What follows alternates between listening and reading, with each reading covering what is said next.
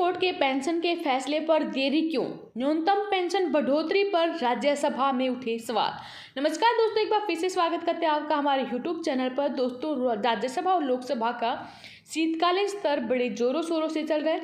ऐसे में पेंशन की मांग को लेकर हमारे मंत्री महोदय मतलब विपक्षी दल के नेता मांग उठा रहे हैं न्यूनतम पेंशन बढ़ोतरी को लेकर।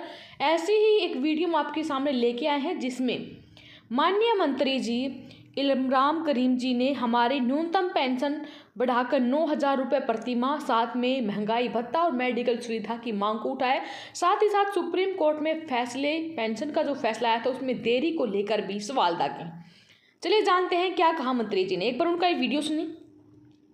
तो दोस्तों, न्यूनतम पेंशन को 1,000 रुपये से बढ़ाकर 9,000 रुपये प्रति माह करने के साथ में महंगाई भत्ता और मेडिकल सुविधा पीएफ खाता धारकों को देने के लिए बीते दिनों राज्यसभा और लोकसभा में लगातार मांग उठ रही है। लोकसभा में 7 दिसंबर को श्री एन.के. प्रमचंद्रन ने और राज्यसभा में 8 दिसंबर को इमरान करीम जी ने और समूगम आदि ने जोरों से पीएफ मुद्दे को उठाया है। श्री इमरान करीम,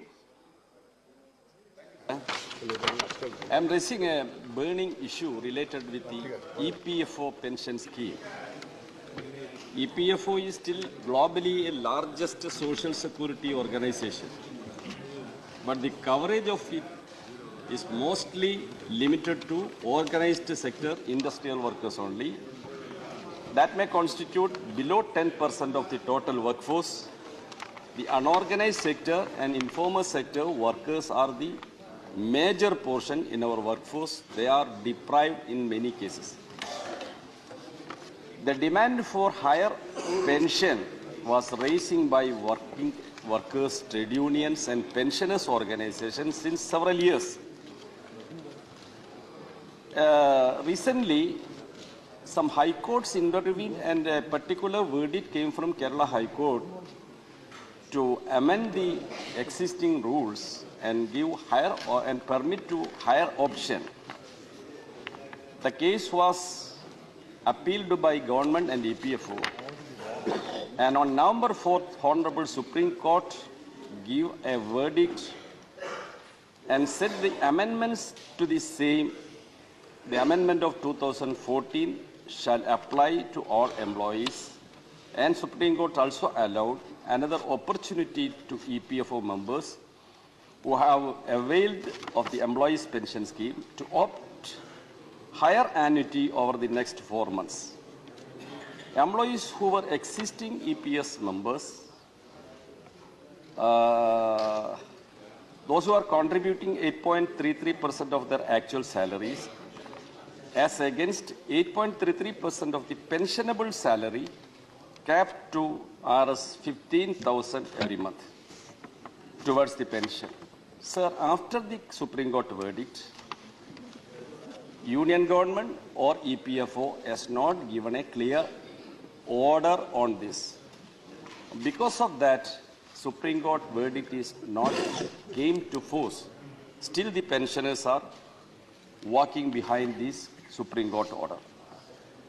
Not only that, the burning issue is after the decision of Government of India and EPFO, minimum pension raised to 1,000, fixing 1,000 minimum pension. Among the 7 million pensioners, 3 million pensioners are getting an amount lesser than 1,000. This is very sorry of a person.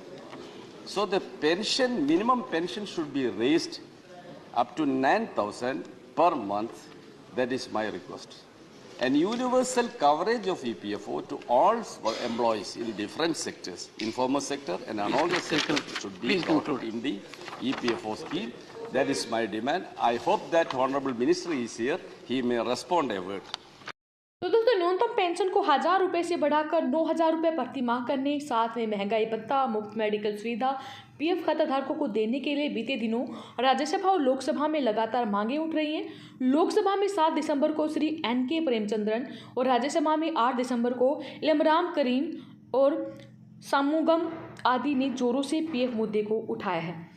इसी के साथ साथ supreme court में फैसले में हुई देरी को लेकर भी सवाल उठाए हैं। ईपीएस 95 पेंशन के मामले में सुप्रीम कोर्ट के फैसले को आए 1 महीने से ज़्यादा हो चुका है, लेकिन अभी तक सुप्रीम कोर्ट के फैसले को लेकर कोई भी क्लियरनेस नहीं आई है, कोई भी स्पष्टता नहीं है। सरकार और न ही ईपीएफओ ने अभी तक इस पर कोई स्पष्टीकरण जारी किया है।